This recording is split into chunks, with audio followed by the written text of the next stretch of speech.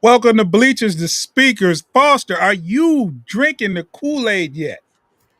Got it right here. Right here. Hey, Honolulu Blue Kool-Aid is on the menu. We are serving this drink up. This drink is cold now, bro. It's cold. And the Lions are 3-1. Let me ask you this. Did you imagine okay, first four games. Did you envision 3-1, Foster? Be honest. Mm. It wouldn't have shocked me. I would have had to figure out what 3 games, but I could have foresaw that possibly. Yeah.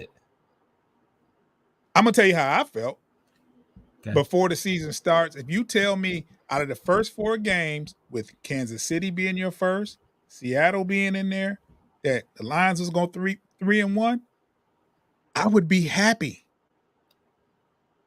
because I personally didn't think they was going to win in Kansas City. You know, that was the one. That was the yeah, one. It's trophy night. They're hanging the banners. It's the first prime time jitters. It's you don't have JMO. It's like, okay, because you need all the firepower you need, I figured, to beat a Kansas, I think, offensive team like Kansas City. Not knowing what what receiving, but they did have some injuries. They had Travis Kelce going out, but before that, I'm thinking we need every offensive weapon we can muster on the field, and I'm just thinking before the game, that might be the one that we might lose. Yeah. Uh, I wanted to. I had figured Seattle was going to be a game that we were going to win, but you lose that game, but you win Kansas City game. So Right. 3-1. I'm impressed. Yeah. And the Seattle game wasn't. It was a game that could have been won. Absolutely. We were in the game. So long as you don't get blew out and not look like you don't belong in those first four games, you know what I'm saying? Now, don't want nobody to say, "Hey, moral victories." No. That's what I'm saying. We're in transition. The Lions have a lot to prove. We've lost so many close games last year at the beginning of the season, and there's been so many seasons where you lose games where you're not supposed to. And it's like, oh, we should have would. So not talking about more victories. We just being honest. The first four games couldn't. I mean, one game could have been better, but I'm good at being 3-1 right now, Foster. And number one in the division with a division win versus Green Bay in Green Bay. On the road. That's big on the road too. Yep. Yeah. Hey, you kind of make up for that game you lost at home, winning on the road. Because I always say, win all your home games and you'll be fine. Yeah, sneak in an away game every now. You know what I'm saying? Win a couple of those. But if you win every home game, you know what I'm saying? You have a good chance to make the playoffs if you take care of business at home and sneak a few. You know what I'm saying, on the road. So you sitting good at 3-1. Foster, last Thursday, what was your impression of the game overall? Overall, that was probably our best played game from beginning to end. We came out the gate at halftime. We had a sizable lead, and the defense was the best it ever looked. We ended up with a ridiculous amount of sacks. We currently lead the league in pressures, so that is what we've been asking for. Yes, Hutch has led the league in pressures individually, I think the entire year, but the rest of the defensive lines stepped up and did their part as well. Bugs, Kaminsky, everybody did their share. So the defense. I mean, if the offense is always, the offense has done the thing the entire year thus far. It was the defense that kind of had to pick us up, and they did a good job of that, including when Goff threw an interception early on. They held them to that field goal early on. So complete effort. Special teams looks good. We haven't missed a field goal, haven't missed an extra point yet. We're looking real strong right now, and I'm very pleased. Lions are 3-1 going into this next game versus Carolina, and I want to say I was very, very comfortable until that third quarter. Yeah.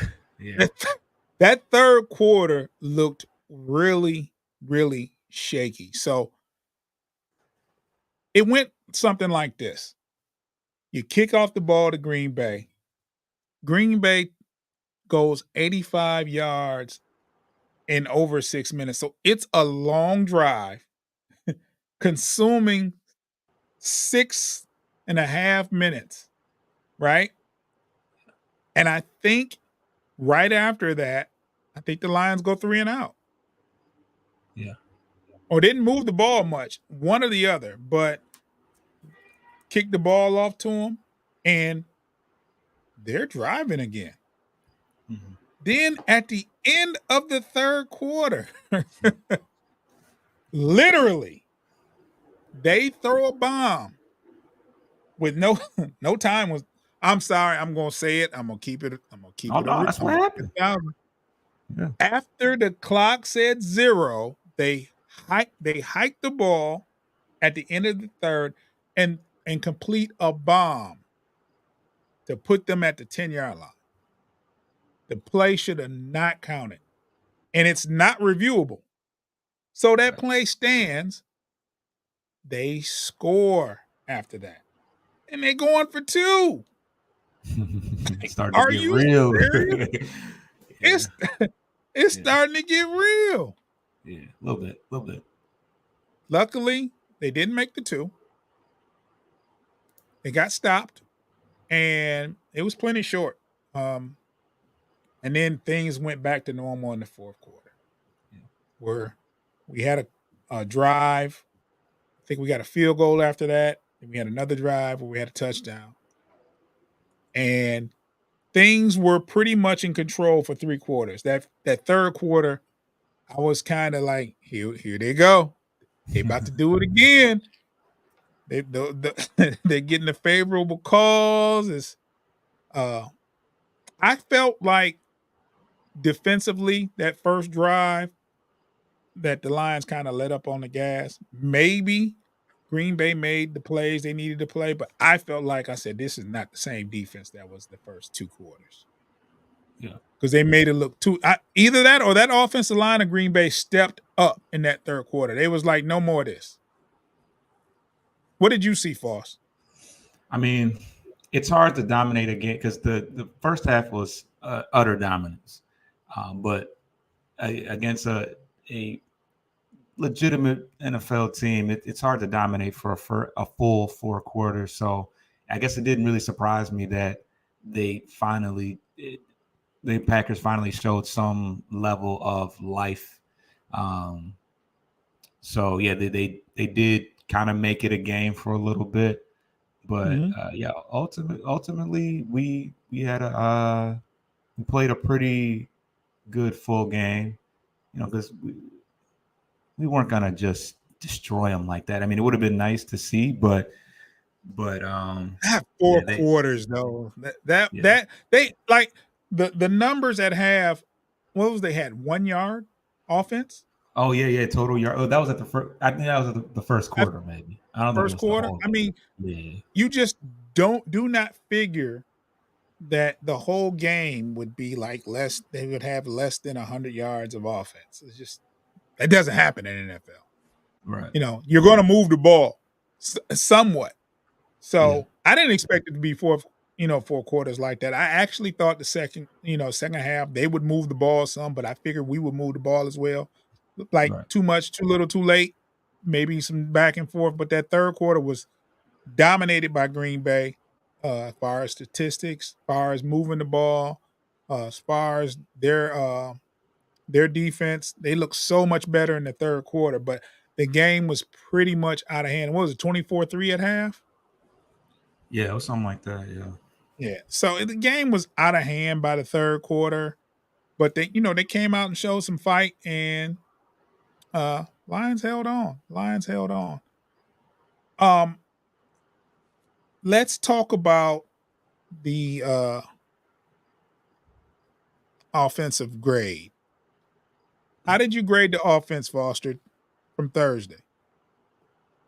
The offense, I gave it A minus. They were able to run the ball at will, which I kind of expected just based off of what the Packers had displayed thus far this year. Maybe not to that extent, but they ran the ball well. We had one lone interception early in the game, but aside from that, we moved the ball, we scored. I think we had a few field goals. Let's see here. Yeah, two field Two goals. field goals. But other than that, we scored 3 or 4 touchdowns, and we moved the ball well, and we're about to get our most dangerous and explosive, our most dangerous and explosive guy back next week. So it's only up from here. But Gibbs, I think that people are hoping that Gibbs is utilized more, but Montgomery was just a workhorse. I mean, he carried the ball over 30 times, which is quite a bit. When you have in today's NFL, yes, that is a lot. But he sat last week, so he was obviously well rested, to say the very least. But there's plenty of games left in this year, and Gibbs will get his opportunity, so I'm not really worried about it. I wanted to give them an A, but that first possession, Goff throws an interception in our own territory. Yeah. That's a crucial interception. Crucial timing to start the game. Defense held them to just get 3 points after that. So I would have given them an A if not for that particular play. Yeah. But the way Montgomery ran the ball, like when you're up 24-3 at half and you can run the ball in the third quarter, that's what you do. Yeah. I mean, you risk too much trying to I'm not saying let your foot off the gas, but if you're running the ball effectively, keep the clock moving, keep the chains moving, and they did what they did. What was the final? 34-20? 34-20. 34-20. Like, and it didn't seem that close of a game. It did not seem like it seemed like it was a bigger blowout than 2 touchdown lead, but the offense 2 touchdowns definitely is plenty though. So it's plenty in today's NFL. It's plenty you win by 1 point. So to win by 14, I mean, who are we kidding? We're not going to sit up here and say, "Hey, we should have blew them out," and you win by 14. It's a blowout, and it's a good win. I don't care who it's against. 14-point win, I'll take every time. And the offense looked very good. Defensively, Foster, what do you think about the defense? How'd you grade it? I gave the defense an A minus as well. They turned the ball over. They had two interceptions, 2 by your boy Jury Jacobs. We got after the quarterback. We had a lot of pressures, a lot of sacks, and Brian Branch continued to be the defensive rookie of the year thus far. He did have an injury that was kind of scary. He ended up coming back, but hopefully, I haven't heard too much else about that. But hopefully he's still healthy right now. But The defense is only going to get more healthy down the line. We got Emmanuel Mosley coming back to play, and I don't know how much he's going to play, but so he's getting healthy. Hopefully, Kirby Joseph is getting healthy as well. So things are looking up on the defensive side for sure. I gave him an A- too, but I want to tell y'all this story real quick, right? So watching the game, and Brian Branch goes down, and I get an inbox from Foster. Like, oh no, not Brian. Not Brian. And I'm like, oh man. And it did not look well. The first thing, and I hate to say it, the first thing I thought was, oh, that looks like an Achilles. Oh, they cart him off. They cart him off. He's on the cart, and I'm like, yeah, he won't be. He liable not to be back for. He's gonna lose games. Like, that's my thought, right? Yeah. Not 10 minutes later, he's back on the field getting taped up.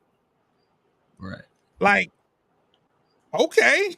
And he actually played after that. I mean, got re-injured, right. But you know it's not that. Whatever it is, it's more like a sprain, if anything. Yeah. Because he was out there playing. They taped it up, and he was ready to go. But he did get re-injured.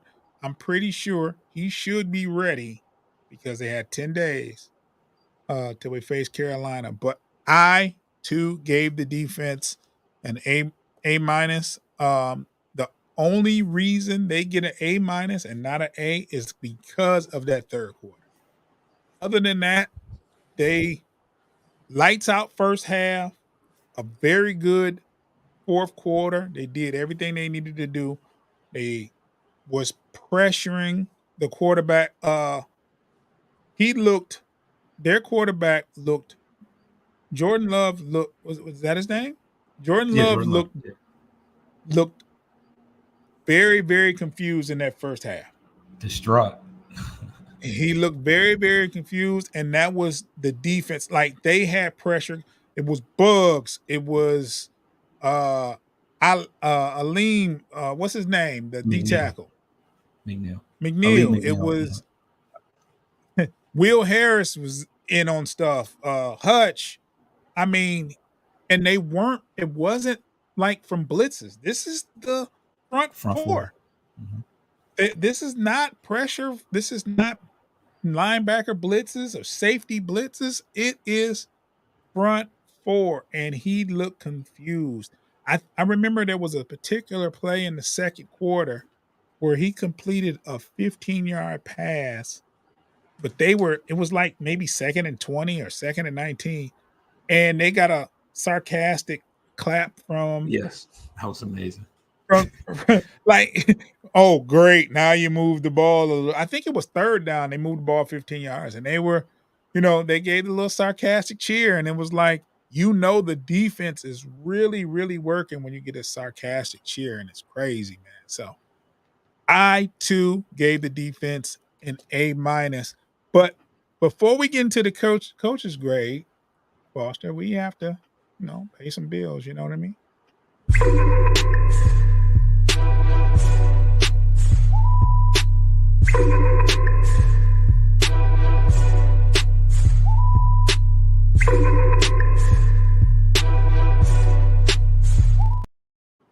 Now, before we talk about the coach's grade, right?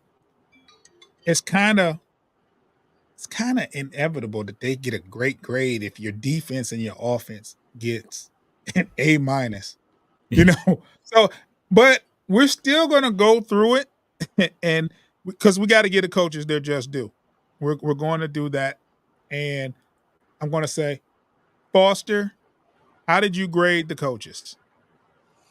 So I gave the coaches. I'm sharing the same sentiment as far as that third quarter, because I can't say it was a complete, perfect, flawless thing. I mean, an A is, that's reserved for like total just washout blowout games.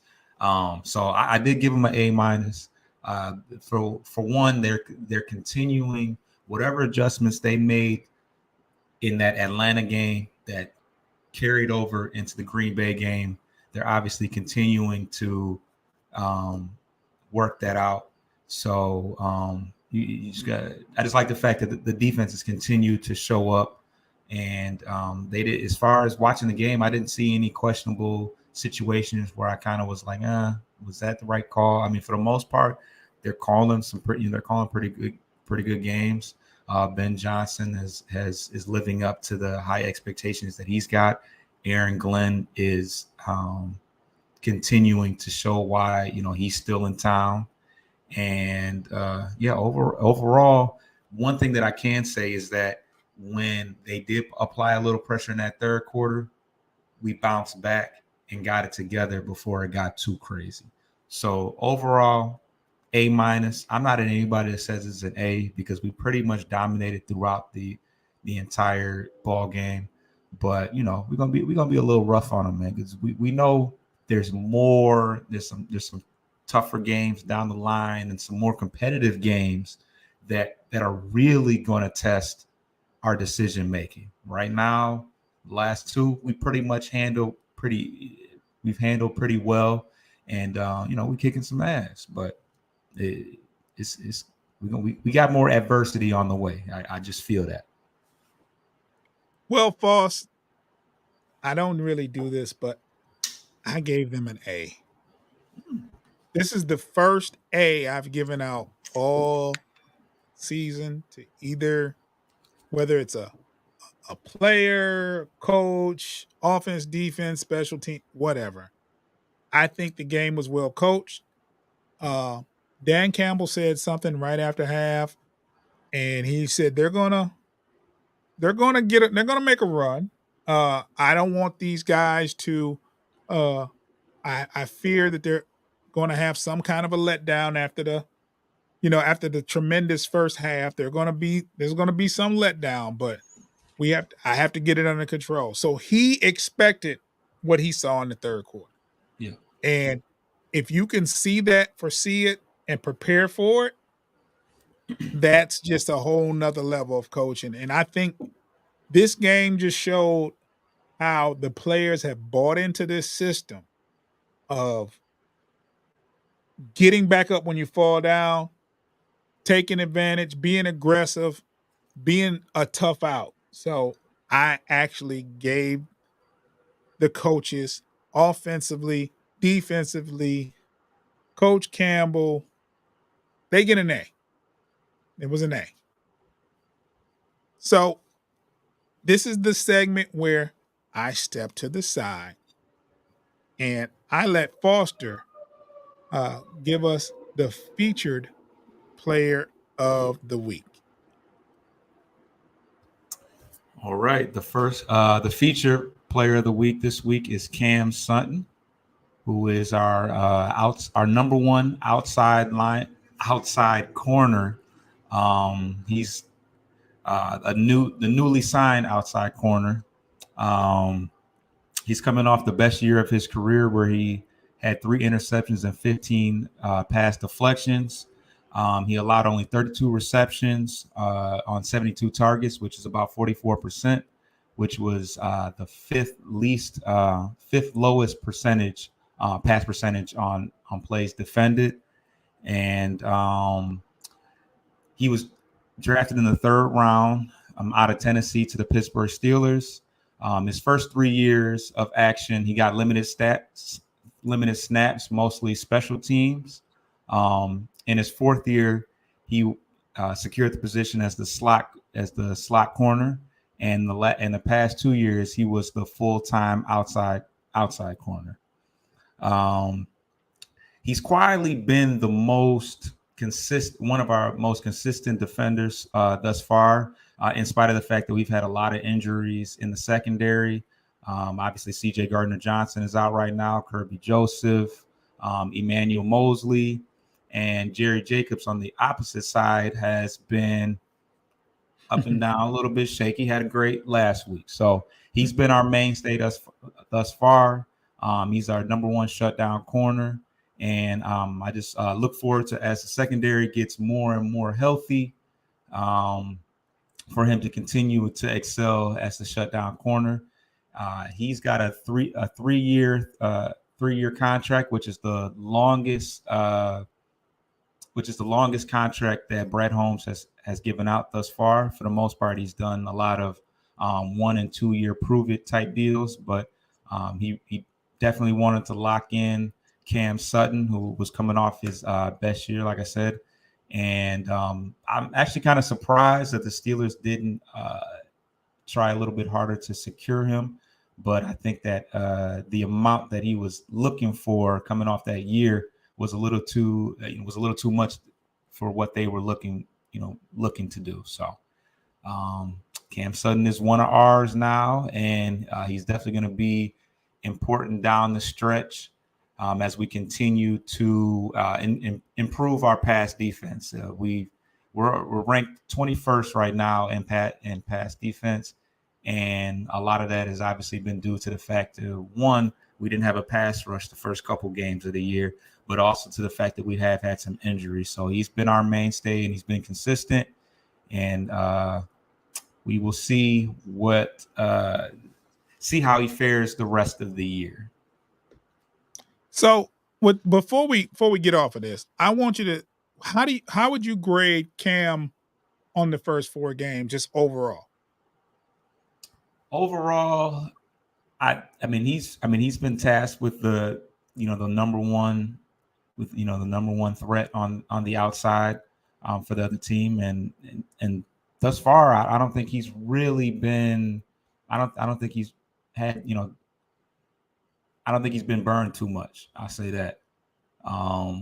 He doesn't have any picks thus far, which can be misleading. Obviously, the guys that they get the interceptions, the fumble recoveries, the forced fumbles are the ones that jump out at you. But I think he's done a solid job being a consistent mainstay in a defense that has had some up and downs thus far. So overall, I'll give him a B+. Okay, that's fair. That's fair. I see him out there. He makes some plays every now and then, and he gives up some plays. I haven't seen anything that's concerning, but I haven't seen like, oh wow, he's really completely locking down, and that's okay. That's okay. I mean, I don't expect him to be Deion Sanders. I expect him to hold his own. That's what we want. Especially when you have a depleted defensive backfield, which was supposed to be a strength of ours coming in, having a deep defensive backfield, and then you have injuries to CJ and Kirby. Your 2 starting safeties that are gone. And now you got Brian Branch, who just had an injury, but he's going to be fine. I'm going to speak that into existence. And hopefully Joseph will be back. So as a unit, I mean, your corner is only going to be as good as your whole defensive backfield unit. Like, you can't have a great corner on one side and nobody else is functioning. You know what I mean? It's not even going to make a difference. I mean, why would I even go to that side if the rest of them are trash? If your safeties are not good and the other corner is trash, you're not even going to know your good corners on the field, because I'm not even going to go over there. I'm going to attack the other side. So it is what it is. Cam Sutton is your featured Detroit Lion of the week, and let's give him a big lion roll. I was mad, man. The panel said that sounded like a toilet flush, man. I gotta find another one. I can't get rid. I get what they're saying. I can't get it out of my mind now. They said it sounded like a toilet flush, and I can't erase that right now, man. I can't. So before we get into the outlook of next week, the 3-1 Lions face Carolina. Before we talk about that, we got a few more bills to pay, Foster, and let's just do that real quick.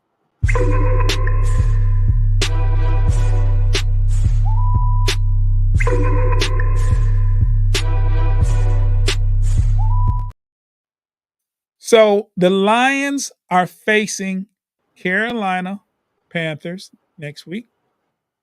Where's that game, Foster? Is that here or there? That's here. I'll be there. Who? What? Hey, Yep. man, hold on. We are supposed to be a team, bro.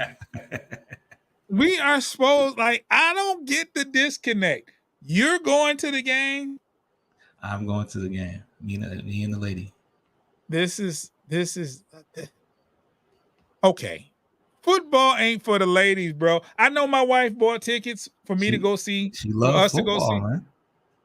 But still, man, you tell her to give me the Kick ticket, rocks, bro. huh? I mean, they can go to the Monday night game, man. And you know, my wife and your girl, Right, they can go to right, the Monday right. night game, man. We'll sit here and watch it. You know what I'm saying? No, but honestly, Carolina, this I'm not gonna say this again because I said the Seattle game was circled and they lost. So I'm not gonna use that to describe how I'm feeling about this game. I will say that I'm not taking this game lightly. Carolina wasn't very good last year, and the Detroit Lions laid an egg 29-7. Still remember that score last year. Mm-hmm. And I think that was a game that probably kept the Lions out of the playoffs last year. Yeah. We needed to win every single game, and that was the one that probably costed the Lions a playoff uh, berth, losing that game, and nobody saw that game coming. Like nobody, it was Lions predictions everywhere. Lions predictions everywhere. So, Foster, let's look into this. What do you see from this Carolina team that kind of makes you think uh, we got to buckle up and take this team serious? What are you seeing? Well, they're 0-4. They're last in the division, and they have a rookie quarterback. So as far as what we need to not allow this game to be a trap game. That's one thing that I can say. As far as what I've seen thus far, I mean, they lost to the Vikings, they lost to the Seahawks, they lost to the Falcons by 2 touchdowns. I mean, these are teams that these are teams that have struggled. Well, the Vikings have struggled, and the Right. Falcons struggled versus us. So, yeah, they got a young quarterback who's played. I know Andy Dalton played one of those games. I think he had a concussion. Bryce Young did, but yeah, overall they're definitely coming in here coming to Detroit trying to get their first victory. And I'm sure they would love to pick it up against a team like ours that has been getting some good media coverage and getting some love right now as far as a playoff hopeful team. But I don't know. It's just going to be very important that which I feel like Campbell is going to have the team ready and prepared and not trying to sleep on a team that is 0-4. So I'm not really worried about that, but it's going to be important to not let this be the letdown game. And we haven't won at home yet, have we? Yeah. Atlanta was at home, but we lost. Yeah, but we did lose. We have 2 road wins against the Chiefs and Packers, and we lost to the Seahawks at home. So yeah, they don't want to let the home field down on an 0-4 team. So yeah. Yeah, I think when they do have Bryce is a playmaker. He didn't throw for any touchdowns last week, however, versus the Vikings. However, he played a very, very efficient game. It's probably his best game as a pro in his young career. His accuracy, his throwing percentages were pretty good. Um, he threw for over 200 yards. I do remember. Mm-hmm. Didn't have any touchdown passes. However, Carolina gives up a lot of sacks, or a lot of their Bryce has been under pressure. Not sure if they can't really say the number of sacks or if they've given up, but I've seen them play, and teams have been able to put pressure on Bryce. Um, One of the things that I worry about is just not like the high carrying over from the last game in 10 days, right? As much as 10 days can be a blessing, it could be, and it could work against you as well if you're not, as far as being rusty out there. I mean, it's not a big difference, but at the same time, a few extra days off, you know, if you're in rhythm, it could kind of throw you off. I do not expect the Lions to lose this game.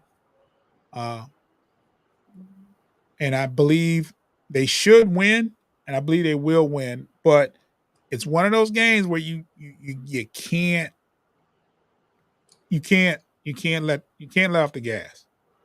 Yeah. You gotta win. You gotta win these games. This game is at home. You're 3-1. You have a chance to go 4-1. J-Mo's back. Win this game. You are already ahead in the division. These other teams, Green Bay, Minnesota, and the Bears. Whoa, the Bears are, are fighting to catch up with you. When you have a game like this against an 0-4 team, you got to take advantage. They're 0-4 for a reason. You can't let them win. So it's a very important game. It's not a make or break game. And we haven't had those yet.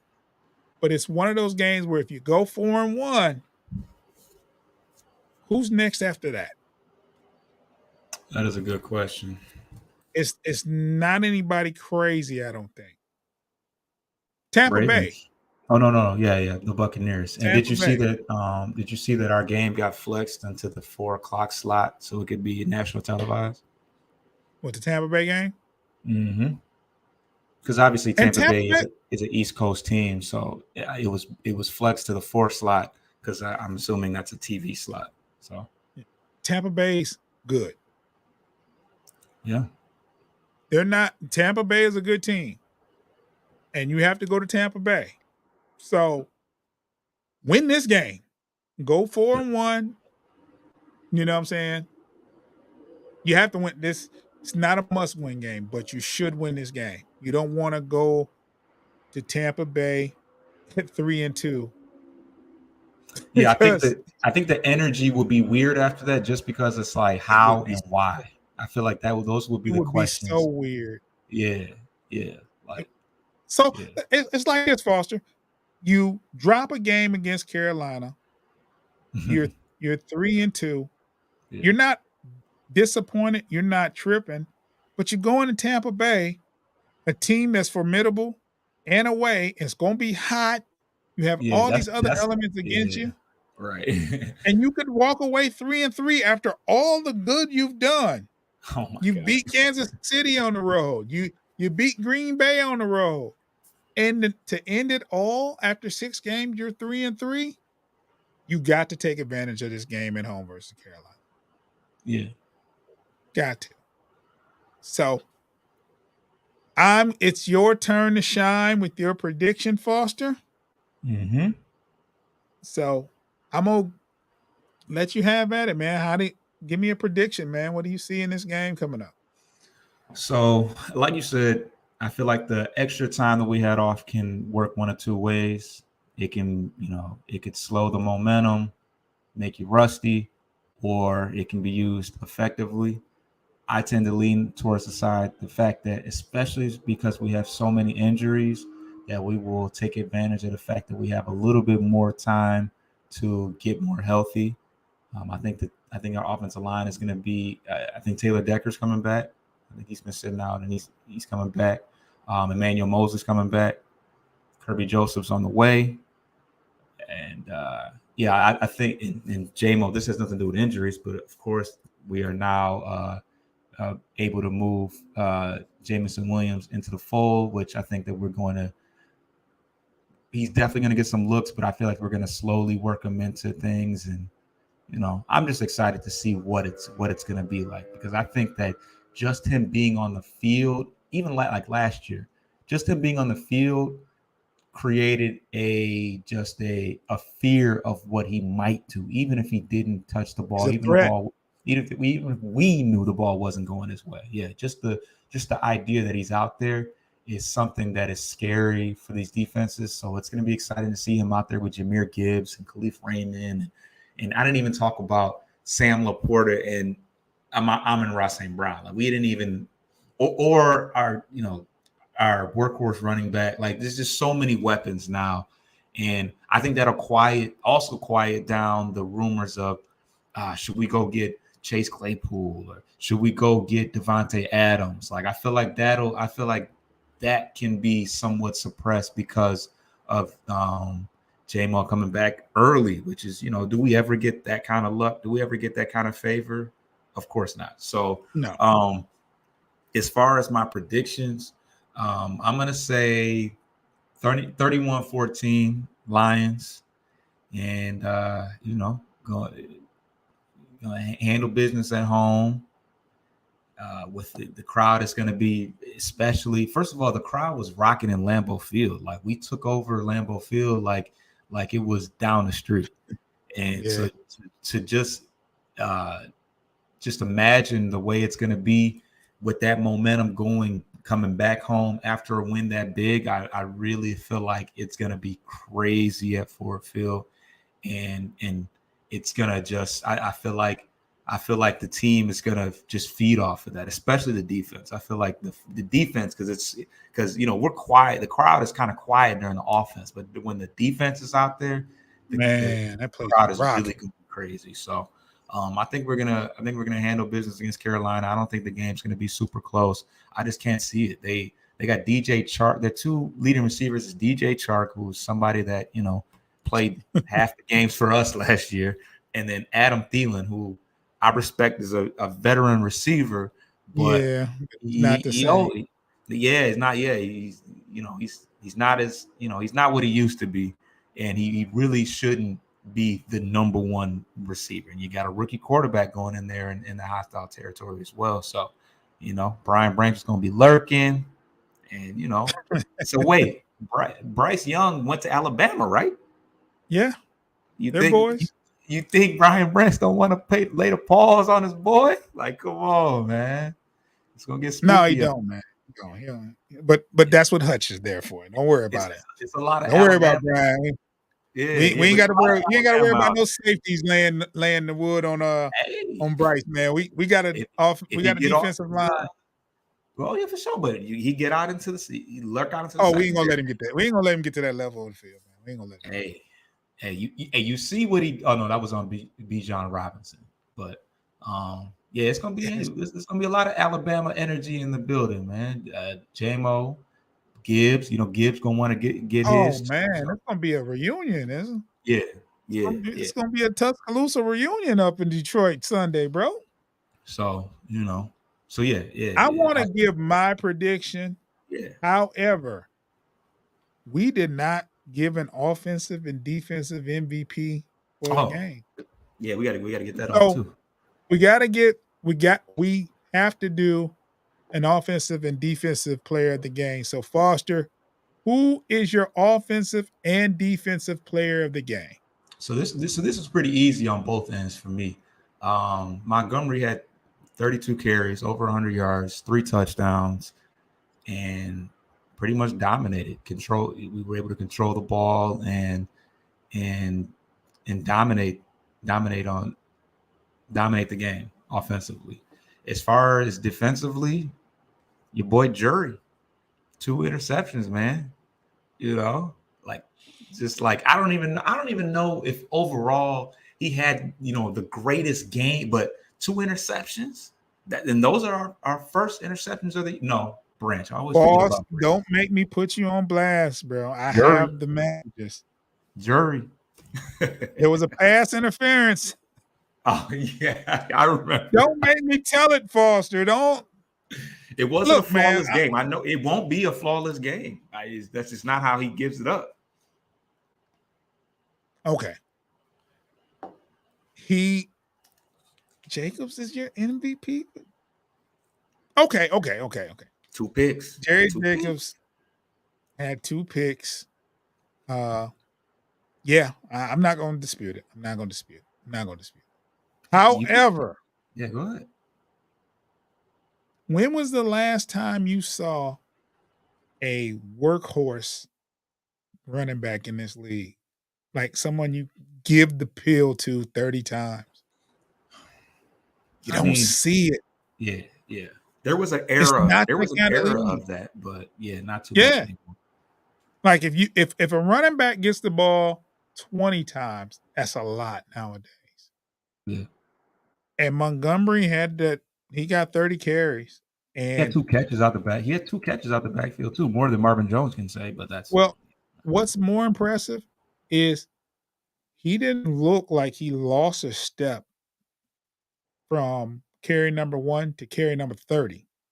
He was still running tough between the tackles, like he was just put in the game at 30 carries. So, big salute to Montgomery. Big salute to Jerry, man. Jerry got 2 picks. Does he lead the team in picks? Branch is the only other person I believe that has a pick this year. So he leads the team. Like Foster, you was giving him a rough time. Now he's leading the team. I was. Somebody got to take the blame for it, huh? Yeah, you, man. Yeah, typical, man. Typical. Just blame it on me. For sure. Yeah, Jerry Jacobs is your defensive MVP from last week. Very good game from him. I hope this does something for his confidence. And I say that because anytime I see a corner that's really handsy and grabbing and this, that, and other, I see a lack of confidence. Right? Yeah. You know, there's going to be some hand fighting, but every play that they get, technique, move your feet, you don't have to grab like that if you you know what I'm saying, if you playing position ball right. You don't have to run a 4-3 to play a corner. Technique. Trust your instincts. Quit grabbing. But anyway, we're going to end the show. Foster, it was another great show. I think this is week number 10 or 9. I know it's episode number 9, I believe. Oh, we're not counting the reactions after the show because those are little quick joints, but we are still here after episode 9, and I thank you guys for watching us. I thank you guys for tuning in. I would love if more people tuned in though, Foss, and had more questions during the show, more interaction. But we'll get there. There's no doubt in my mind. You got anything to say before we get out of here?